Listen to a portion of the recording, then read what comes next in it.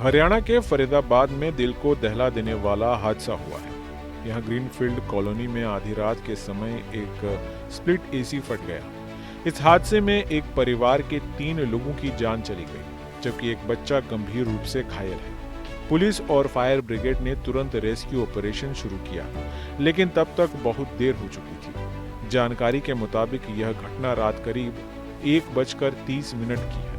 सचिन कपूर, उनकी पत्नी रिंकू, बेटी सुजान और बेटा आर्यन एक घर में रह रहे थे। सचिन का परिवार मकान की दूसरी मंजिल पर रहता था, जबकि पहली मंजिल पर राकेश मलिक का परिवार रहता था। अचानक राकेश मलिक के स्प्लिट एसी में विस्फोट हो गया। धमाके की आवाज इतनी तेज थी कि पूरे इलाके में गूंज उठी। उसके बाद घर में भयंकर आग लग गई और काला धुआं चारों तरफ फैल गया। नाम क्या? मयंक। मयंक जी, कितने बजे, क्योंकि आप शायद स्पॉट पर थे उस समय? भैया एक्चुअली नियर अबाउट 1:30 बजे के करीब एसी ब्लास्ट हुआ था, किसी को पता ही नहीं था। ये 2-2:30 बजे करीब पता चला था कि आग लगी है। मेरी दादी ने बताया था कि आग लगी है, बाहर जाओ। तो हम लोग आग बुझा रहे थे, तब तक पता नहीं था, हमें लगा बिल्डिंग खाली होगी। बाद में चिल्लाने की आवाज़ आई, ऊपर बचाओ। तो हम लोग सब ऊपर भागे।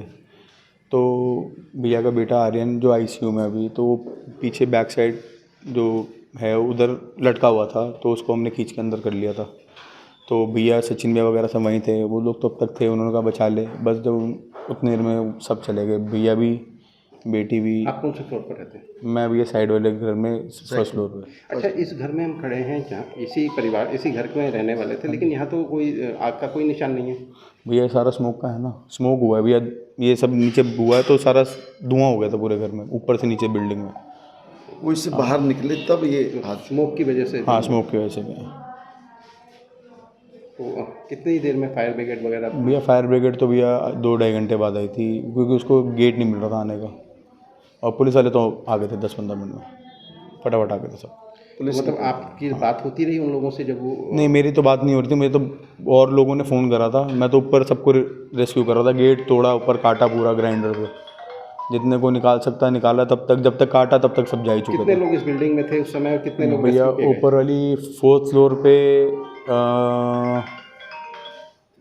नहीं 4 मतलब कि 2 ब्रदर रहते हैं, उनकी मम्मी रहती हैं और 2 वाइफ रहते हैं, 2 बच्चे छोटे 2-2 साल के। उन तो सबको हाँ, रेस्क्यू किया गया। और यहाँ पर 4 लोग रहते थे। थर्ड फ्लोर पर भी कोई था? 3rd फ्लोर पे भैया का ऑफिस था, वो खाली रहता है। 2nd फ्लोर पे रहते थे भैया। अभी एक पेट और 3 लोग एक्सपायर हुए। हाँ जी, बेटा आईसीयू में है, वो भी क्रिटिकल है। तो क्या बर्न इंजरीज है? बर्निंग इंजरी भैया, उसकी ना नोज़ और टंग पूरी ब्लैक हो चुकी थी स्मोक की वजह से।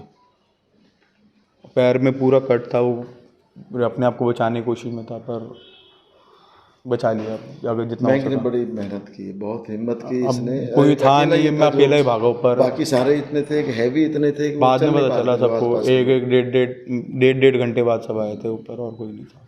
बहुत थैंक यू। पड़ोसियों ने तत्काल फायर ब्रिगेड और पुलिस को सूचित किया। फायर ब्रिगेड की 2 गाड़ियां मौके पर पहुंची। टीम ने बहुत कठिनाई से आग बुझाई, क्योंकि धुआं इतना घना था कि अंदर तक जाना मुश्किल हो गया था। जब आग पर काबू पाया गया तो सचिन कपूर, उनकी पत्नी रिंकू और बेटी सुजान की लाशें मिली। उनका बेटा आर्यन गंभीर रूप से घायल हालत में अस्पताल में भर्ती है और उसका इलाज चल रहा है। पुलिस का कहना है कि हादसा अचानक हुआ और परिवार गहरी नींद में था।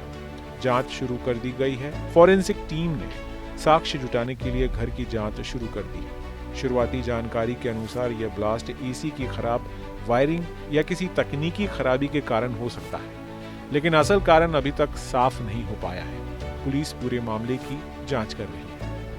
इस हादसे से इलाके में मातम छा गया है। लोगों का कहना है कि इतनी भयंकर घटना सोचने पर भी सिहरन पैदा कर देती है।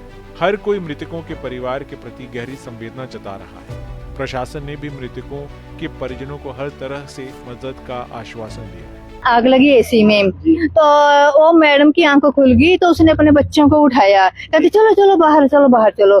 बच्चे उठ गए तो बाहर निकल गए। तो फिर वो 2nd वाले ऊपर देख रहे थे, लेकिन बाहर से लॉक लगा हुआ था, तो वो बाहर निकलने की वजह से अंदर ही धुएं में मौत हो गई उनकी। तो वो 1st फ्लोर में आग लगी और 2nd वाले डेड हुए और डॉगी भी है साथ में। डॉगी भी। कितने लोग हैं वो जो 2nd फ्लोर पे रहते थे? 2 की तो मौत हुई है और तीसरा डॉगी है। तीसरा डॉगी है। और बता रहे कोई बेटा भी था जिसने जान बचाई है कूद के, क्या किया है? उसने तो बचाया है, बचाया क्या, वो तो बस लाशें लेकर एम्बुलेंस में फेंक रहा था। मौके पर ही डेड हो गई। डेड मौके पर ही। तो दम घुटने से हुई है उनकी? दम घुटने से, धुएं से हुई है। इतना तेज धुआं था? कितने इतना बजे की घटना है जी? देखो जो फर्स्ट वाले वो तो सारे सही है, लेकिन मौतें सेकंड पे हुई है सारी। फर्स्ट वाले कहाँ है इस समय? फर्स्ट वाले तो ये हमारे पड़ोस में है, वो तो रो रही है ना। इस हादसे ने एक बार फिर यह बात स्पष्ट कर दी है कि घरेलू इलेक्ट्रॉनिक उपकरणों की समय समय पर जांच और मेंटेनेंस बेहद जरूरी है। इससे ऐसी घटनाओं से बचा जा सकता है। विशेषज्ञों का कहना है कि पुरानी वायरिंग और खराब उपकरण खतरनाक साबित हो सकते हैं।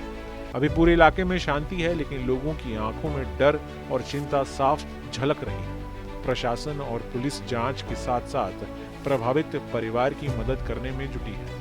आने वाले समय में पूरी जांच रिपोर्ट के साथ हादसे की असल वजह जनता के सामने रखी जाएगी। Team news nation. जहां भक्ति है हर शब्द में, कथाओं में छुपे हैं दिव्य रहस्य और ज्योतिष देता है जीवन को दिशा। धर्म से जुड़ी हर बातों को जानने के लिए हमारे चैनल स्तुति को सब्सक्राइब करें।